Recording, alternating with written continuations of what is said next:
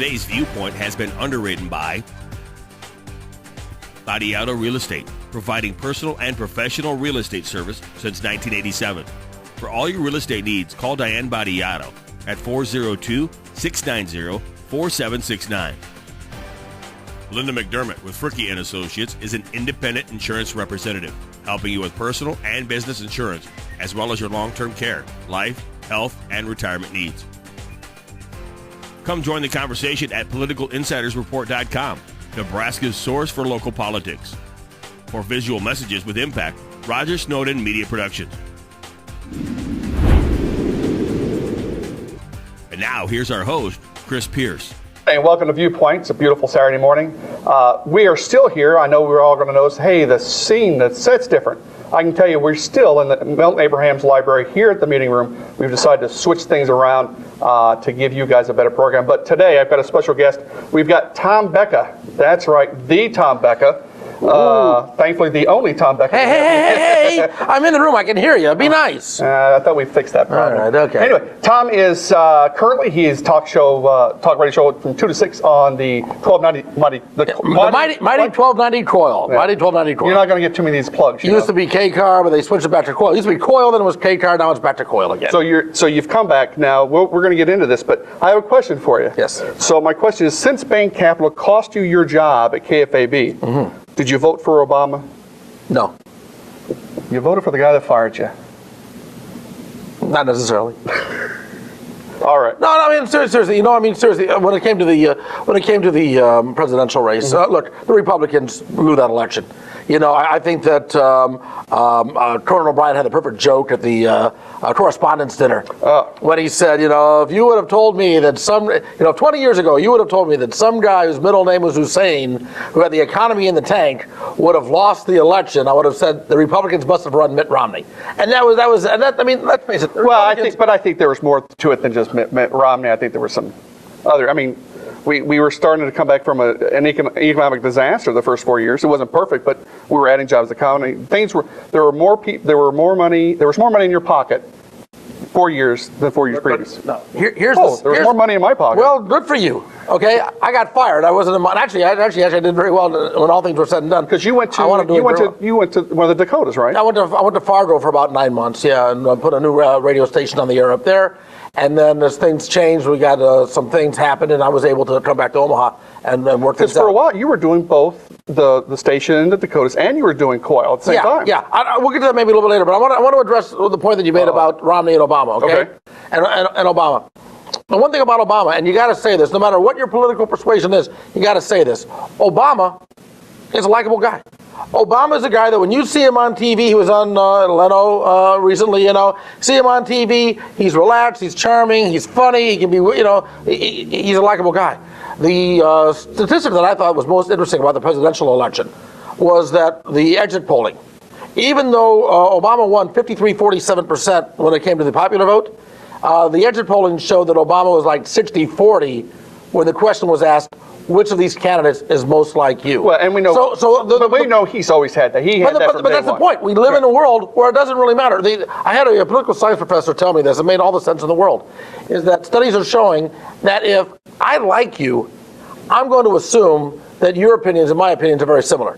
If I don't like you, it doesn't matter if we agree on everything. I just don't feel comfortable around you, and therefore, so if Romney had a better likability factor. He would have won that election. As close as it was with the popular vote, at least he would have won the election because, but he had the impression I had the impression that if I went to Mitt Romney's house, there would be vinyl on the couch. You know what I mean? That there was not going to be a fun place. I would not, I would go and have a beer with Obama anytime. I think he'd be a fascinating guy to talk to, an interesting guy to talk to. I'm not so sure that I want to have more milk with Romney. Just like with this show, it's hard to get a word in. Well, you asked a question, I'll give you an answer. Okay, fine. But, it's your show, you go ahead and talk. But you've got to admit that when you talk about likability, Reagan had it. Yeah. Nixon didn't have it. No. Kennedy had it. Yeah. So, and we can't say they all had their problems in the presidency. Everybody has problems with the presidency. But okay, we're enough of that. That's so far behind us. But not a lot of people know that. A lot of people think that you're not from Omaha. You actually went to Benson High School. I'm a buddy. And graduated from UNO. I went to Benson High. I graduated from Benson, went to UNO. Honestly, I didn't graduate. I went 3 years, and then I had a job offer in radio. I wanted to do radio, and so that's what I did. But went to UNO. We moved here my junior year in high school. So I'm originally from Ohio, and we moved here my junior year. My dad got a job. We're from in Ohio? Cleveland, Ohio, and then also in Columbus, Ohio. The Ohio State University? The Ohio State University, yes. You know that's where I'm from? Yeah. That's where I went to college? Yeah. I was strange things that Tom Becka and I have in common. I was Upper Arlington. I grew up in Upper Arlington. I know exactly where that's at. Yeah. Actually, it's sort of a weird... One of the things I think that make me a pretty decent talk show host is that when I grew up in Cleveland, we were in a lower middle class neighborhood. My dad was the only white collar worker on the block. And so growing up, I hung out with all these people. My dad got promoted and did rather well, wound up getting promoted. We moved to Upper Arlington, Ohio, which you well know is the suburbs. I mean, that is the suburbs. That's where all the Ohio State professors, that's where they live. And it was a real change for me because I went from playing kick the can in the streets of Cleveland to organize tennis lessons, like at the age of 11, which gave me a broad background of different people to talk to. So what makes you, because a lot of people, when they think of Tom Becka, they think right wing. Well, they're wrong. And I was about to say that myself, but okay. Yeah. Because that's not true, because you and I've been on your show a number of times, and there's a lot of things that we disagree on, but there's some things we actually agree on. Yeah. So why do you think you have that persona? Why do you think you're the right-wing talk show of Omaha? Well, because I'm on an AM radio station, and AM radio, just by definition, because of Rush Limbaugh, who is indeed, the king of talk radio, Rush Limbaugh is so right-wing, and then you had all these other Rush Limbaugh wannabes on AM talk radio that, just by definition, it's like, if you're hanging out with that group, you must be one of those groups. How long do you think Rush has got left? He's got some problems. Or you think he's going to weather it? No, he'll weather it. You think so? Yeah, and I'll tell you why. Because the people that hate Rush Limbaugh still hate Rush Limbaugh. Okay, the people that want to see him gone still want to see him gone. His followers are still going to be there.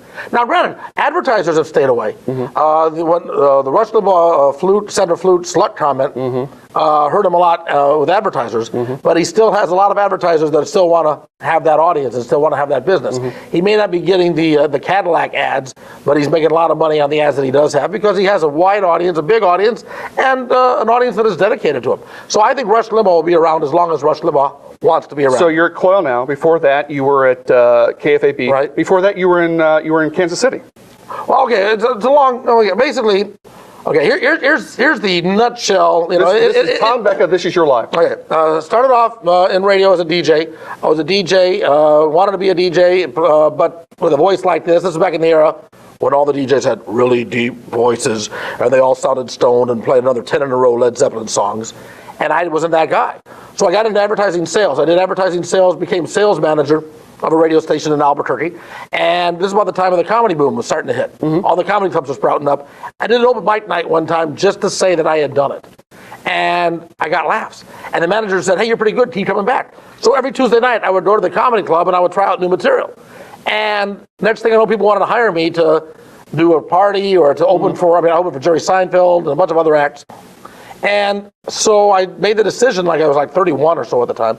I made the decision to quit the day job with the benefits and the health care plan, quit the day job to make $100 a week telling jokes to a bunch of drunks in Eufaula, Alabama, which Mom really loved. Mom really understood that. But anyway, so I quit the day job to go on the road because I said I'd rather be 80 years old and talk about my years in show business than be 80 years old and say I wish I would have tried. So I quit it all, slept in my car many nights, traveled all over, and again, met a lot of people from a lot of different walks of life. So it gave me a perspective on America and a perspective on other people that I don't think a lot of other talk show hosts in America have, because I met so many different people from all over the country. Then I was listening to talk radio a lot on the radio while I was driving from town to town, and after being on the road for about 5-6 years, I got tired of the road and fell in love with talk radio, and I said, I can do this. And then I went to KFAB, talked myself into a job eventually, knocking on the door and getting a few lucky breaks. Got a job at KFAB, did that for 5 years, went to Kansas City for 5 years, and then realized Omaha's home. Omaha's where I want to be. Plus my dad was getting sick, he was getting old and sick, so I wanted to come back home. Came back home, was at KFAB for 8 years. I was cut back by, had to help Clear Channel pay their $20 billion in debt. And then went to Fargo for a short time while doing a show at KOIL from Fargo. So that's basically in a nutshell. So that's the life of Tom Becka. Let me ask you one important question. How come a lot of public figures are scared to come on your show? Because I won't take their BS answers. But I mean, look, okay, all right, you're a Democrat, right? You're a Democrat. You tell me, did Suttle ever answer a question? well, politicians aren't made to answer questions, Tom. You know that. There was a yes or no question, and you didn't answer it, okay? And that's what I don't take. Because, okay, answer the damn question. No, look, Jean Stothert will, circumvent questions sometimes, but at least she makes an attempt. Suttle would like demean you. Well, Tom, that's not the question. The question is, and then he would take you off on a whole different tangent. No, this was the question. Answer the damn question. When he had the trouble with Matthew Sapp, here he was a guy, he wasn't even in office yet, okay? The trouble with Matthew Sapp. He went and held a press conference and said, Matthew Sapp is gone, and that's it. He wouldn't take any questions. All he needed to do was answer a few questions. He said, okay, look, he said, I'm going to have a transparent administration, but I won't take any questions. Well, how can you have that? And I won't take that. I won't take that from Republicans either. Okay. Well, I'm going to ask you some questions, and we'll see if you give me answers. All right. Because we're going to be talking about some city issues. We're going to be talking about the city budget and some of the occupation taxes that I think Tom and I both agree we'd like to get rid of. So we'll be right back, and we'll talk politics with Tom Becka. 50 years! The Boys and Girls Club of the Midlands I've been helping kids like me. Like me. like us. For just $30 a year, I can get A healthy meal. homework help, Exercise. a safe place to stay after school, everything. At one of our 8 clubs. My name is Janelle. And I am the Boys and Girls Club. The Boys and Girls Club. We are the Boys and Girls Club! Like us on Facebook at BGC Midlands. Cox will donate $1 to the Boys and Girls Club. My son, the Cub Scout, helped raise money to make camping safer. My son, the Cub Scout, stood up to the school bully. My son, the Cub Scout, volunteers at the homeless shelter. My sons, the Boy Scouts, helped clean up after the devastating flood. My son, the Eagle Scout, helped save a man's life. My sons, the Eagle Scouts, are defending our nation. My son, the Eagle Scout, became a doctor, Civil engineer, police chief, wonderful husband and father, State Senator. JoinScouting2012.org. All right, so we started today here on Viewpoint with Tom Becka's The Life of Tom Becka. So we know Tom Becka, we know where he's from, so now it's time to get the meat and potatoes, Tom. Thing I want to talk to you about right now is the city budget. Mm-hmm. I had, actually, Chris Scott will be here a little later to this morning, but we were talking about the similarities between the beginning of the Stothert campaign and the beginning of the Suttle campaign. They both had vehicle issues. They both had a budget issue. We talked about, the rumor of libraries closing down. There was a lot. But one of the things that she talked about is she wanted to get rid of the restaurant tax. Yeah. And I think a lot of us on the sidelines were saying that's not really possible because I think, let me ask you this, can a government get rid of a tax after it's put in place? Well, they can. Do they? Yeah, very rarely. But let's go back a little bit further than this. And I'll say the same thing about Suttle. I think that the way we have our elections is wrong because Suttle got elected, and then like 2 days after the election, he holds a press conference with Mayor Fahey. Fahey says, hey, we're broke. I'm out of here. Bye. Name his street after me, and he's gone. Okay? Suttle was handled a big old pile of dog do. Right. And in fairness to him. Now, how he handled it is wrong with, his car and the high interest rate and all that stuff. How he handled the problem, I think, was wrong. But he was handled a pile of dog crap, and he had to handle it the way he could. But a lot of his critics were saying, well, he was on the council, he should have known all about the problems. Yes.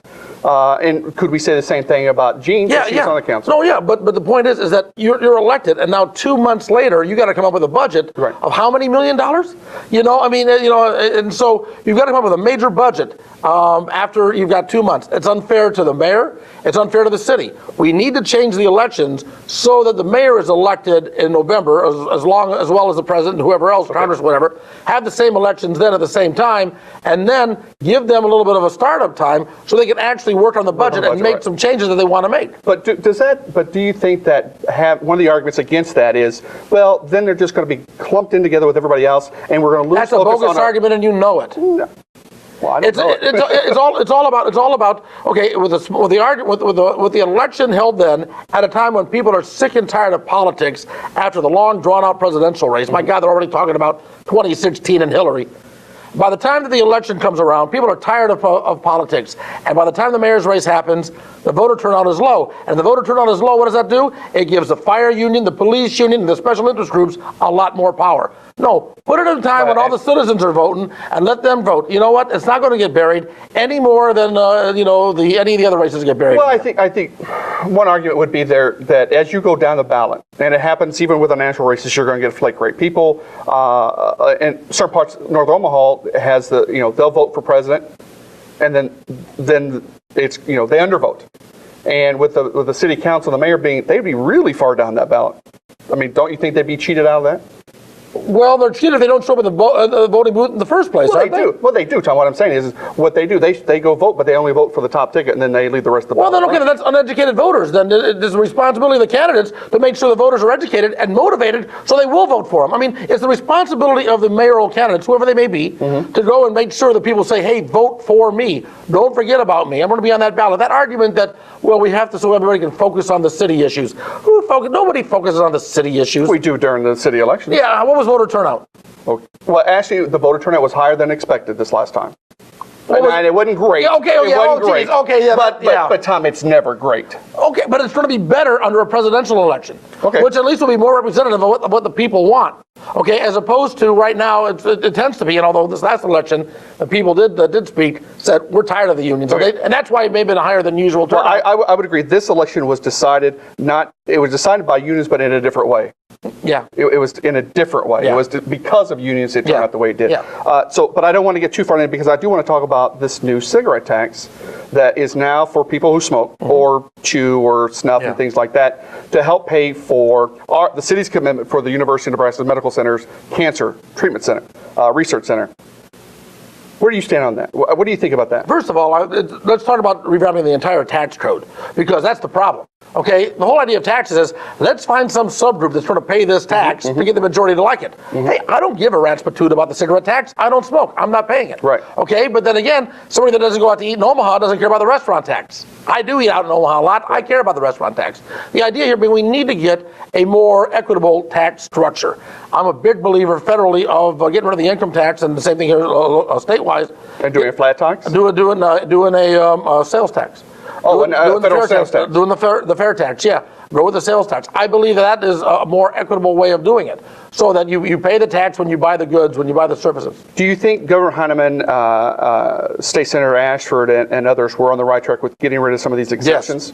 Yes. Okay. Yeah, I do. I do think they're on the right track. Unfortunately, politically, they couldn't get it done. Yeah, okay. But I think it's on the right track, because I think that's it. Have everybody put some skin in the game, and don't just go and find some subgroup that people don't like. Because I mean, really seriously. Oh, you want to tax smokers? I don't care. Smokers are the minority, and and the interesting thing is, it's not really a tax. It is a fee that a business pays for the privilege of doing business in Omaha. Well, that's the restaurant tax. Well, that is the cigarette tax too. Yeah, these occupation. It's an occupation tax. Right. Yeah.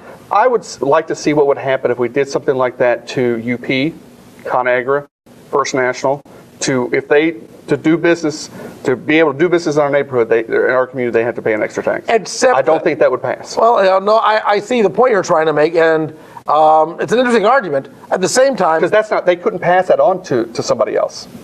Where the businesses now pass it on to the consumer. Well, they would pass it on to somebody. I mean, UP has a product. UP sells a product. They would pass it on, although more than likely they would take a look and say, okay, hey, if we move our headquarters to some other place that doesn't have this tax, how long will it take us to recover those costs? I mean, you can only go after big business, or any business for that matter, so long. At some point in time, the business says, wait a second, I'm going to find somewhere else where I can do business more efficiently. Right now in China, they're losing jobs to Vietnam because the cheaper labor in Vietnam than there is in China.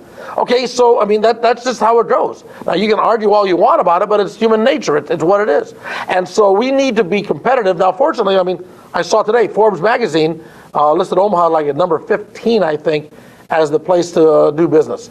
Okay, so Omaha, considering a lot of other cities, compared to a lot of other cities, I'd much rather be Omaha than Detroit. But we got to make sure that we don't become Detroit. So let's talk about, because what taxes do is they basically is income for the city to meet standards of services. But now we have in Mayor Stothert's budget a $6 million commitment to go to building the UNO arena. Yeah. And considering that just a few weeks ago, the budget, when she was putting the budget together, we were $20 million in the hole. To me, that doesn't make a lot of sense. Is if we're $20 million in the hole, but yet we're still going to make a commitment for $6 million.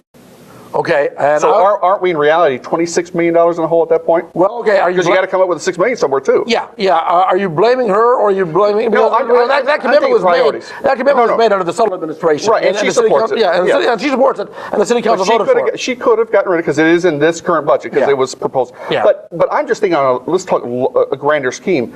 Priorities of our city with our tax dollars for certain things. We're talking about, cutting, we're not up to snuff on police coverage yet. Mm-hmm. We're talking about cutting rigs, and that may be a different situation, but we're talking about, maybe closing libraries because of budget crunches, but yet we're willing to give money to an entertainment venue at the University of Nebraska, Omaha.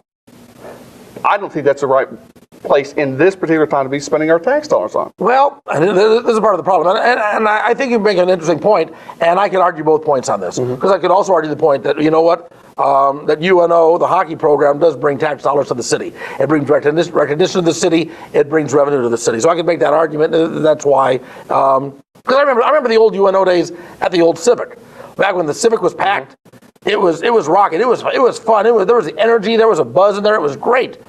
UNO's got a great hockey program, but at the CenturyLink Center, you got the same 8,000 people, and it's empty, and it's not the same feel. So they're trying to get that vibe back. Now, could they do it maybe in Ralston? Could they do it somewhere else? Well, but they're currently doing it at Ralston, though. Yeah. The UNO hockey team is currently at the Ralston Arena. No, they're not. The Lancers are. That's right. I'm sorry. You're right. I apologize. Mm-hmm. But that's why I'm here. That's why you're here. But yeah, there's the CenturyLink. But I know the other problem is not just size, but the exorbitant cost that they charge UNO to use that facility. Yeah, the CenturyLink. Yeah. So, but I want to talk on arenas when we get back. We need more time. We're going to come back. You've got more time. We're going to give you more time, but we'll be right back. 4-hour show. We got all the time in the world. But we're going to talk about a little bit of politics and a conversation I had just a couple of months ago about two-party systems, and I want to talk to him about John Bruning as well. And we'll be right back. Selling cookies is about the big picture. You have to have a goal. A big goal. Something you and your team want to do in the world. We choose where the money goes. A trip. An adventure. Helping people out. Helping a lot of people out. And about the money, we are responsible for it. Handling it, managing it, tracking it, doing great things with it.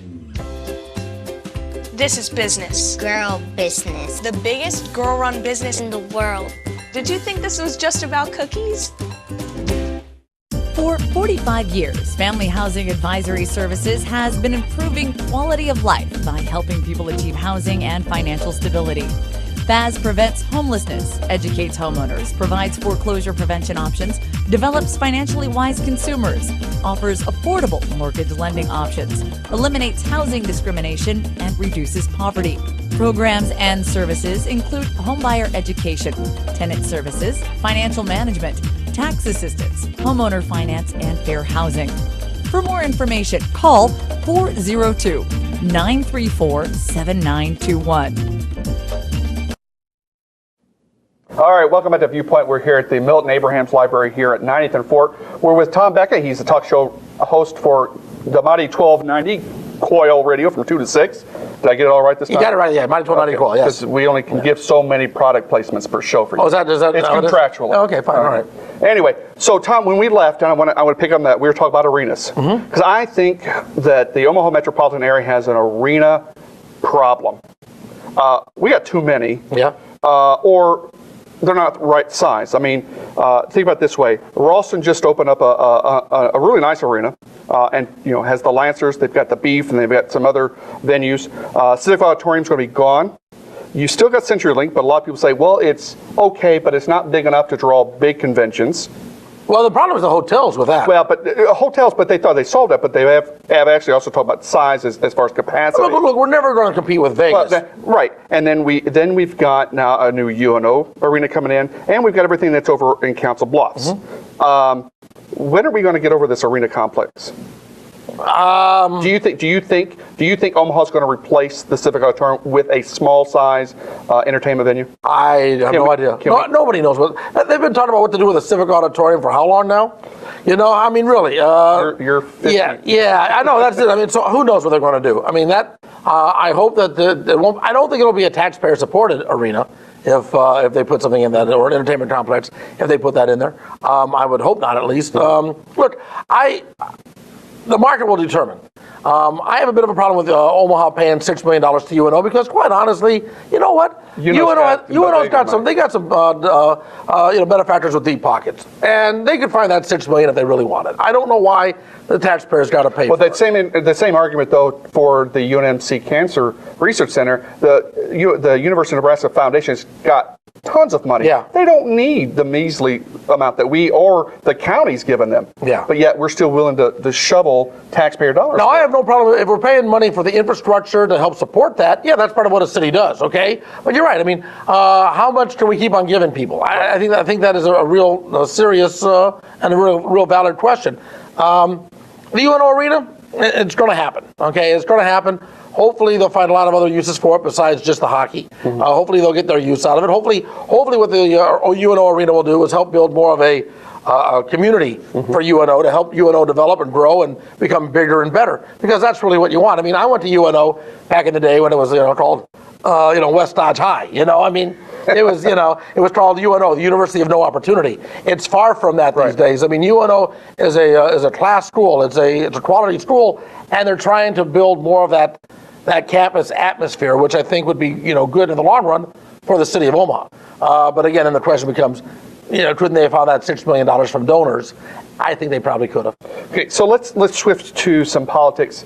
You and I was on your show a couple months ago. We talked about, and you agreed that there's the need for the two-party system. But you know what? Is that really what the two-party system has gotten us where we're at now? I mean, we've got a Republican Party that's splintered. You've got, and before that, their Democratic Party was splintered. I mean, you had the Blue Dog Democrats like Ben Nelson and senators like that. You have the same thing, but I think in a worse case here with the Republican Party. But it seems like we're not getting anything done. So what do we do? Okay, well, here's what we need. What we need is a charismatic leader to bring the more conservative Democrats and the more liberal Republicans together. Because I think if you deal with most of America, they tend to be fiscally conservative and socially liberal. Okay? And I think if you bring most Americans together, then you will find that, if you had a charismatic leader that could bring them all together, you'd find that party then that would maybe help turn things around. So, the problem is that on the Democratic side, the far left gets in the primary system, and the far right gets in the primary system on the Republican side. And so we end up with candidates that are just so radical might be the right word. I don't know if that's the right word or not. But that they're so entrenched in their philosophy, they won't work with the other side. So give me an example, if you can, of that charismatic person. I mean, has there ever been one that would fit that? I mean, you think Ross Perot probably... I'd say Ronald Reagan. You mentioned Ronald Reagan earlier. Ronald Reagan was very charismatic. Yes, but he was an ultra-conservative Republican. No, he wasn't.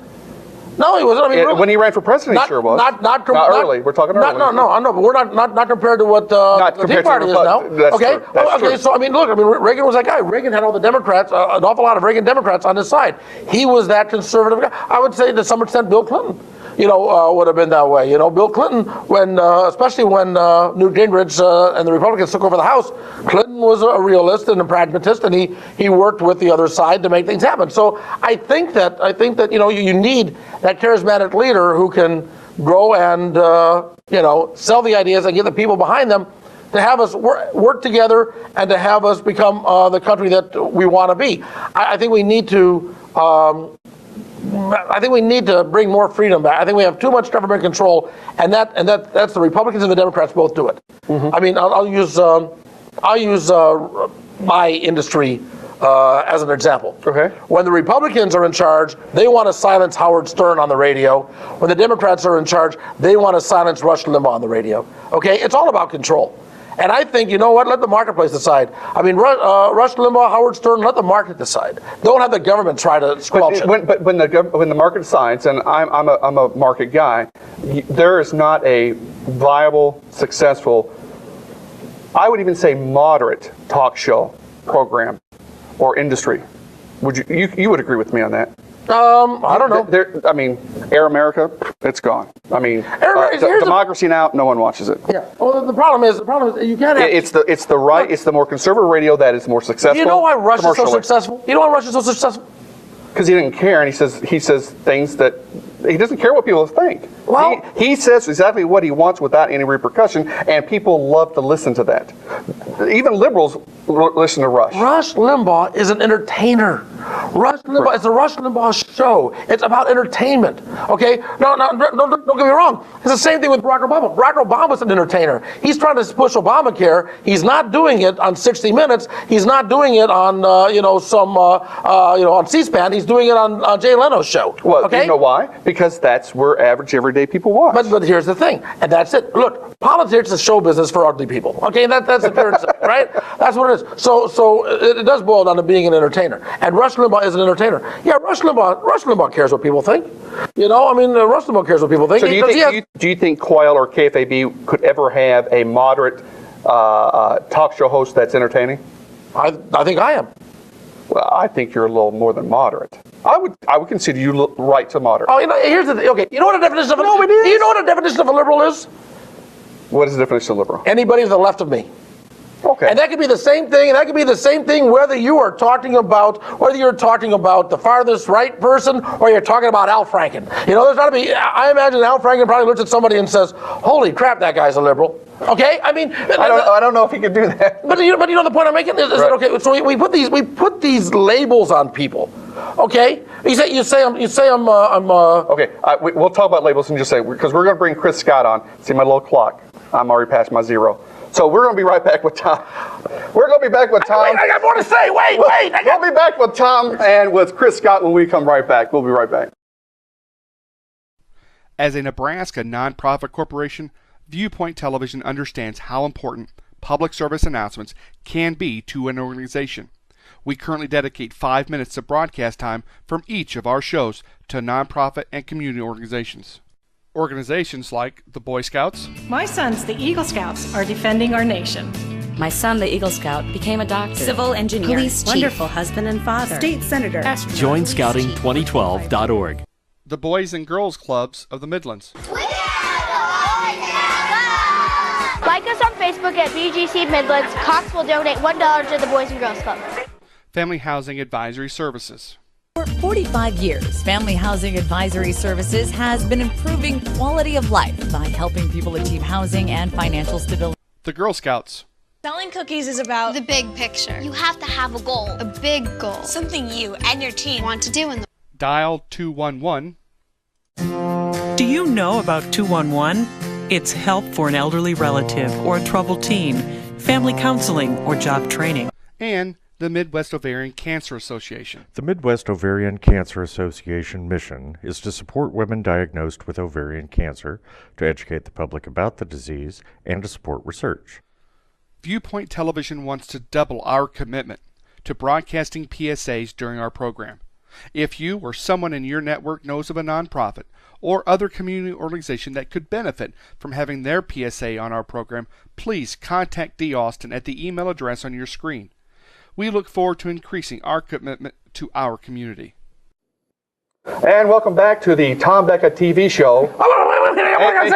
Wait. You're not in the shot. It didn't work this time. AKA Viewpoint. Joining us is our good friend Chris Scott with PoliticalInsidersReport.com. Thanks for joining us, Chris. Thanks for having me. And Tom, we left, and I want to bring Chris into this. We talk about labels. That's kind of where we left it. Yeah. I had to cut him off, and he jumped the table, whatever. He brings up a good point. Because in the public, Tom has a label as a conservative Republican. I was Democratic chair at one point. I had a label as a liberal Democrat.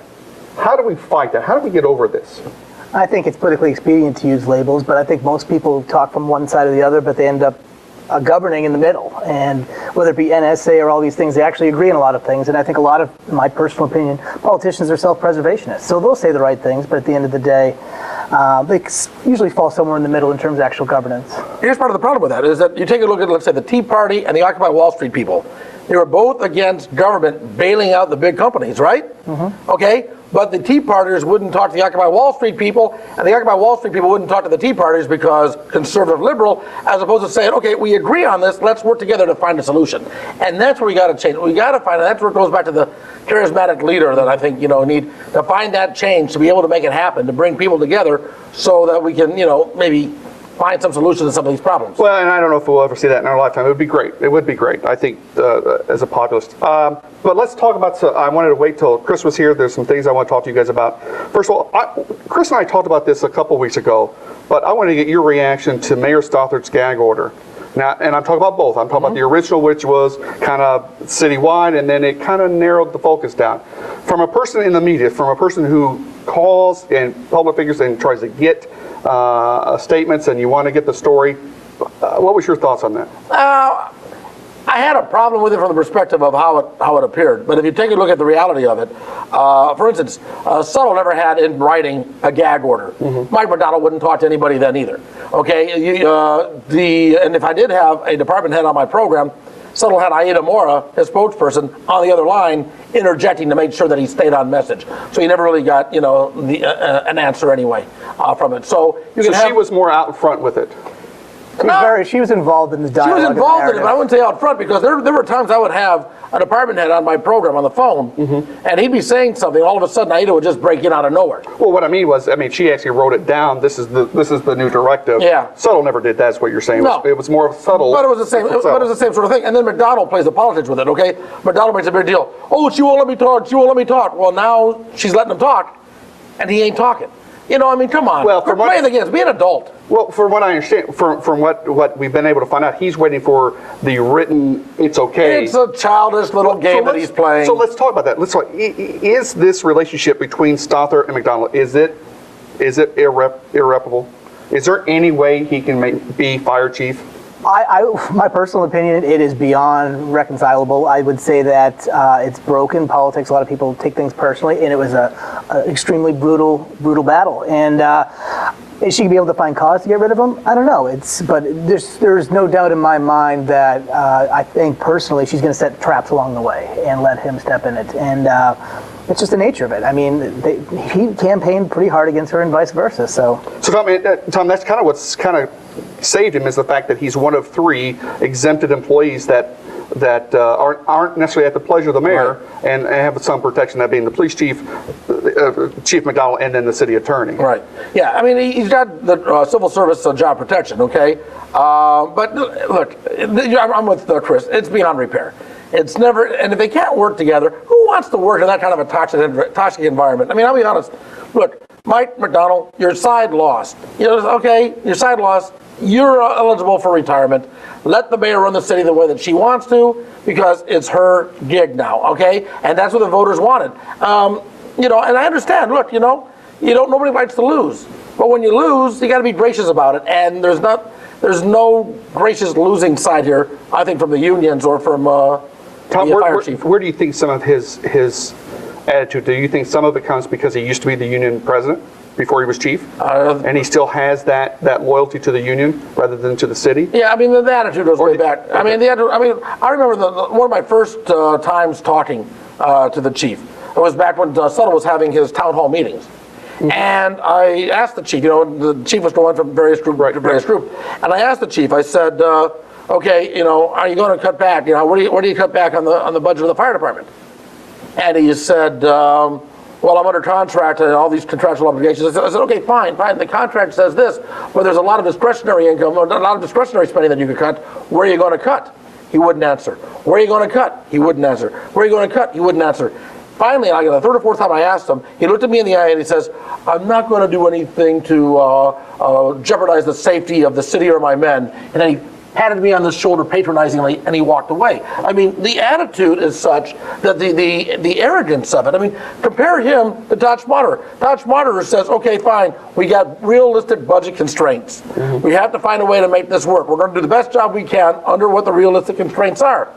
On the same token, you got McDonald saying, screw that, I want more. Jean has given him $7 million more in this year's budget than he had last year, and that's still not enough for him. He makes a great point. Who's the biggest winner in this? The police department. Now they're going to get more staff. Now they're getting potentially some of the places redone because they were smart. They said that they would work with them, frontward facing. Behind the scenes, they might not like her, but they're the biggest benefactors out of all of this. Now, the World Herald reported today that during the chief's testimony to the city council on the budget, he and Christian both agreed that the current labor contract with the fire union needs to be amended. How, Scott or Chris, how do you think that's possible? Will the union come to the table to do that? If both the chief and at least one city council member are saying that maybe it should be done to kind of solve these problems? I think Jerem's going to agree with the fire department, but for a long time because of that little lapse in judgment he had a few years ago. I think a lot of it is politics and a lot of it's theater. The reality is it was a long, hard fought. Whether you agree or disagree with the contract, it was publicly debated for a long time. You're right. And not only that, but okay, let's say this contract is as bad as the chief says, all right? They knew this contract before it was approved by the city council. There were public hearings. There were all sorts of opportunities for him to speak out beforehand. What did Suttle and the chief do? They held a press conference like the day after they'd approved it, and the day after the city council approved the contract, then they held a press conference saying this contract's going to break the city. They didn't speak out before when there was still a chance to change it. And I think that was a purely political move because and as we all know, for those that don't know, originally the mayor had the authority to negotiate. The city council took that authority away. Jean Stothert, it was Jean, Chris Jerem, and Pete Festerson were the new committee for the negotiations, and so this became Jean's contract, and I think politically they said, fine, we're going to let her do it, and then they whipped on her as soon as it was done. But let me ask you, Tom, given, let's say nothing happens, that contract ends in a year.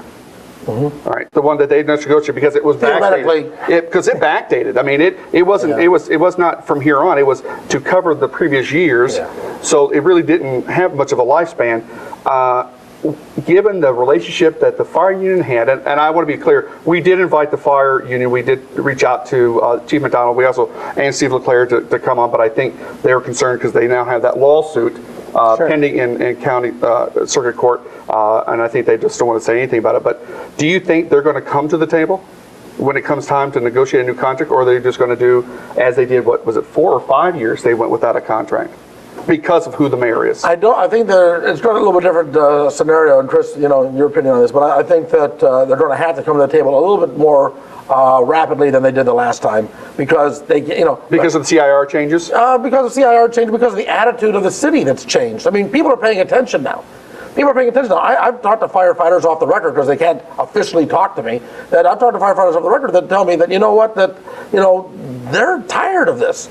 They're tired of the image that's out there. I don't know that if the unions realize how these lawsuits tarnish the image of the fire department. I think the taxpayers are getting tired of it. Well, and it costs money every time they go to the CIR because then the city has to defend itself. Yeah. Chris, before we end, I got a quick question would you agree, though, that there are two sides to every contract? I mean, it's not just the union approves it, but both sides have to agree to a contract. So. Well, there's probably more than two sides. You have the legal component of it, too, what you can and cannot do, and what's going to go to CIR and get kicked back. But I think to your point earlier, really the big referendum in this election wasn't the firefighters, the rank and file. It was the tactics. I thought it had a lot to do with the way that they handled themselves, and Jean won handily because of it. Okay, well, we're going to come right back. I'm going to try to get on zero. I'm not going to make it, darn it. But we're going to talk a little bit about politics in 2014 coming up, and we're going to talk about Tom Becka's favorite elected official when we were right. The Midwest Ovarian Cancer Association mission is to support women diagnosed with ovarian cancer, to educate the public about the disease, and to support research. Currently, most women diagnosed with ovarian cancer have advanced disease and require prolonged medical treatment. Our goal at MOCA is to see fewer women diagnosed in advanced stages and to assure all women the availability of support and access to information. Please support these efforts by liking us on Facebook. Do you know about 211? It's help for an elderly relative or a troubled teen, family counseling, or job training. Instead of hunting for phone numbers, dial 211. 24 hours a day, 7 days a week, talk to someone who will find the local information you need. United Way and its statewide partners want you to get connected and get answers. Dial 211 or go online at ne211.org. Welcome back to Viewpoint. Our guests today are Tom Becka, radio host for KOIL, and Chris Scott, who happens to also be on KOIL every once in a while. Political Insiders Report is exclusively on KOIL. I'm giving KOIL too many props. They need to give me a job. Have too many props, actually, yes. They need to give me a job. Anyway, I want to get into some politics. We talked about a little bit earlier about the two-party system, that dynamic person. But let's talk about some local stuff. We've got some, because we talk about two-party, but yet it seems that the two parties can't even recruit enough candidates. Let's go back to 2010. The Democrats had many statewide elections that they couldn't fill. The Republicans had a number of countywide elections they couldn't find candidates for. So it seems like even a two-party system can't put competition up. Well, in this day of social media, why would anybody want to? Because you know what? You put yourself out there. And look, I know this with what I do. Anytime you give an opinion, you run the risk of having an argument, okay? So you're a politician, and you've got anybody with their laptop computer, who I made the comment, I think people have found a way to write emails in crayon. Every mouth-breathing, knuckle-dragging person that doesn't agree with you can go out there and say something very vitriolic about you. Or you can end up doing something that may be like harmless fun around your buddies, but when you see it online, i.e. Jerem with the T-shirt of Jean Stothert, it ends up being very embarrassing. Look, it wasn't all that long ago that Chris Jerem holds that T-shirt up in McFly's. They hold the T-shirt up, they take a picture, they laugh about it, the picture gets developed, it gets put on a bulletin board at McFly's, and that's it. Well, in this day and age, he holds that T-shirt up. Half hour later, it's all over the internet. And probably didn't take a half hour. Yeah, and so people are now like, understandably, I understand why. So I think we're in a real serious time here as far as who's going to want to run for office. Good people who got families and reputations say, why do I want to put myself through this? I mean, Dave Navity's a perfect example. Forget the politics out of it. I mean, Dave Navity took a lot of hits. He was a businessman, raised his family, wanted to get involved, wanted to, and some of the hits that he took and some of the comments. But again, people like me, people in the media, I mean, I'm not without sin in this. I'll admit it. My industry is definitely not without sin. But at some point in time, I understand why people would want to get in politics, which is too bad, and it's very dangerous, I think, for the future of America. Now, Chris, you're big in politics. I mean, you cover it, you've been involved with it. Is Tom's assessment right, or is there more to it? Well, it's definitely right. I mean, a state senator makes $12,000 a year. Who wants to take that abuse for $12,000 a year? And a matter of fact, if you start factoring in time and money, you probably lose money. So when you're out there and you're going to run for an office, whether it be OPS, school board that pays nothing, you're going to get beat up all the time. So a lot of good people, you're right, sit on the sidelines and say, you know what, I'm just going to focus on my family, I'm going to focus on my business. And so what you end up having is a lot of people that are opportunistic that want to move up the echelons in politics, but not doing it for the right reasons. But people that just want to serve for servitude purposes stay on the sidelines, because there's a lot of money. To your point, Tom, you do one stupid thing, take one drinking picture, do one thing stupid on Facebook, it's everywhere. It's going to be in literature, it's going to be, you send one email personally, it's everywhere. Yes, I know about this one. So to another subject. I was a victim. That it happens all the time, and I'm still licking my wounds. But but now perfect case in point. So you got involved in this sort of a thing. You got a little bit embarrassed by the whole thing, and you backed out. You're out. You're no longer. I feel so much better though. Yeah, okay, you feel better. You feel better now. But okay. But then again, are you ever going to run for office? Are you ever going to get involved in politics? Actually, I am up for elected position right now. What? I'm running for an SID board. Oh, okay. Gotta find that email again. No, but yes, I gotta find that. It wasn't an email for me though. That's the problem. No, to your point, I've thought about to run for office, but you're right. It's just, we all have skeletons, or do we want to go through that? I think through this venue, I'm going to have a lot more influence over my community and input and involvement this way than I would as an elected official. Yeah, I thought people approached me about running for city council, and I thought about it. But again, I think I do have more input in what I'm doing in the community, doing what I'm doing now. Doesn't mean I wouldn't run sometime in the future. I put all my skeletons out over the air. I mean, and I also think it's dangerous if we live in a society where everybody's got to be squeaky clean before they can run. Now, I'm not saying that you want to have somebody that's got, 5, convictions for holding up convenience stores. At the same time, enjoy your life and live your life. Make a mistake. We're all human, and I think you got to find that middle ground in there somewhere, which goes back to the point about the likability factor. Because if you're likable enough, you can get away. Bill Clinton, perfect example. Likable enough, you can get away with your indiscretions. Anthony Weiner, not as likable, not going to happen. And I think with Anthony Weiner, Chris, I think you would agree. With Bill Clinton, he had a body of work that he could rely on. Who knew who Anthony Weiner was before that? Yeah, don't say body of work and have it in the same sentence. Yeah, but Tom's right. The threshold of purity is up here. In reality, I mean, everybody's got skeletons. Everybody's done stupid stuff.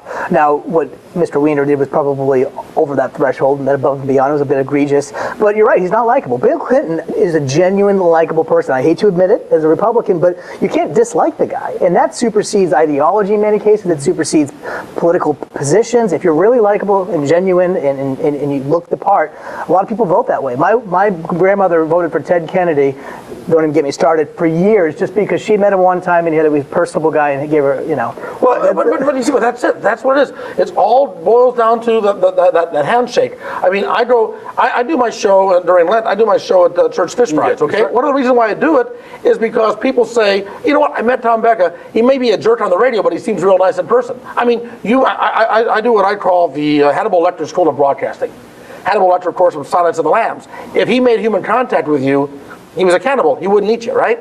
I feel the same way. If I make human contact with a listener, you know, and they can say, oh, you know what, he's not such a bad guy, now they're going to follow me, which is why I've been able to survive going from one station to the next, because I built that fan base, I built that support by being involved in the community, by making that contact, and that's a lot of it. You know, shake the hand, meet the people, look them in the eye and say, how you doing? You're going to get a lot more votes. Speaking of fan base, one of the things we try to do for the show is we put a hashtag on Twitter for you as VPTPBL. Right. And we encourage people to ask questions. And there was a question, and I probably would have asked it, but the question was, are you going to be part of the brooding re-election campaign? Yeah, no. Yeah, no. I'm not a big John Bruning fan. He said that's the whole thing. Well, you're a conservative. I'm an American. Okay, and I don't think just because somebody has an R or a D after their name means that you got to automatically blindly support him. I think that John Bruning, my experience with him has not been pleasant. I don't personally trust the guy. Okay, now turns out a lot of the other Republican voters felt the same way. And he's done some things. I mean, you take a look at whether it be the Nelnet issue, whether it be the situation with the fines that he assessed for pollution with his donors, whether it be a few other things that along the way. You look at this and it's like, okay, he's not a guy that I want to represent, the state of Nebraska. So yeah, I will not be. By the way, I don't think Bruning wants me on his TV either. Would you say that Deb Fisher's best friend should be Don Stenberg for taking out John Bruning? I think Deb Fisher's best friend was the fight and all these external groups coming in and making it so muddy that she just seemed above the fray. I mean, Don Stenberg didn't have, for lack of a better term, pot the piston until the Tea Party really was engaged. He raised $50,000. And then all the money came in, Jim DeMint, and then he got an endorsement by another radio host. But that's when it started coming in. So, but I want to get to, you have an interesting piece on Political Insider's Report about a Republican candidate for governor. Herbster. Yes.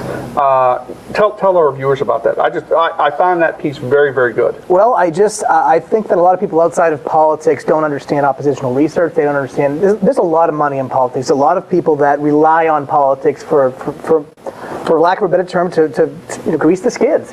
And so anytime someone gets in the fray, you're going to get vetted. Now, my piece was basically talking about the potential for Herbster spending most of his time in Missouri.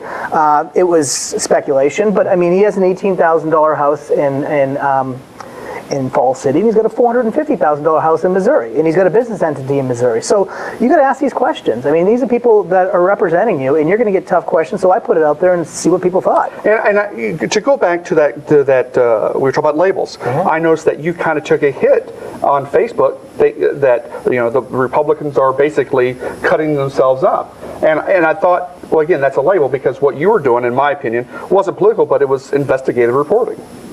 Just because you happen to be a Republican and you're talking about a Republican doesn't mean that you're... Well, I would say, here's the criticism that I don't agree with. Tom might be Republican, Libertarian, whatever he might be, but he's always fair, and he'll go after someone this time. Oh, okay. And he's even-handed in terms of his criticism. I feel in the same way. If a Republican's doing something wrong that I don't think is right for Nebraska, and they're cutting corners, whatever it might be, you got to call them out. Well, we're getting the wind-up signal, but I know I've got extra time. But Hey, it's your show. Well, they actually don't ask them that because they won't say that. Anyway, I want to thank Tom Becka and Chris Scott for coming on our show. Tom, I appreciate you coming on board. Anytime. And anytime you need me to up your ratings, because I know I do that for you. I'll have my people call your people. Okay. Yeah. All right. So we've had a great time again, but we will be right back with a final thought. My son, the Cub Scout, helped raise money to make camping safer. My son, the Cub Scout, stood up to the school bully. My son, the Cub Scout, volunteers at the homeless shelter. My sons, the Boy Scouts, helped clean up after the devastating flood. My son, the Eagle Scout, helped save a man's life. My sons, the Eagle Scouts, are defending our nation.